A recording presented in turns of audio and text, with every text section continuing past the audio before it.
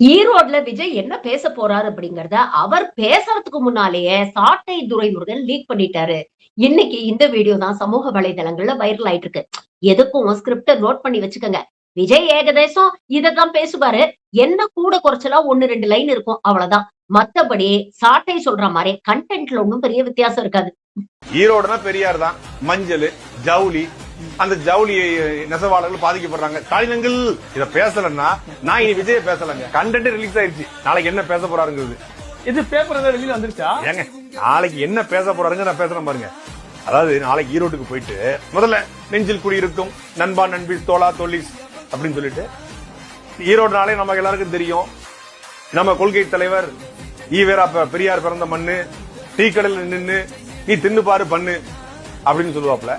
ஈரோடுனாலே பக்கத்துல கோயம்புத்தூர் 100 கிலோமீட்டர்ல போயிடலாம், மதுரைக்கு 120 கிலோமீட்டர் போயிடலாம். பக்கத்துல தான் கொடுமுடி இருக்கு, பக்கத்துல கரூர் இருக்கு, இந்த பக்கம் திரும்பினா நாமக்கல், இந்த பக்கம் பாத்தீங்கன்னா பவானி.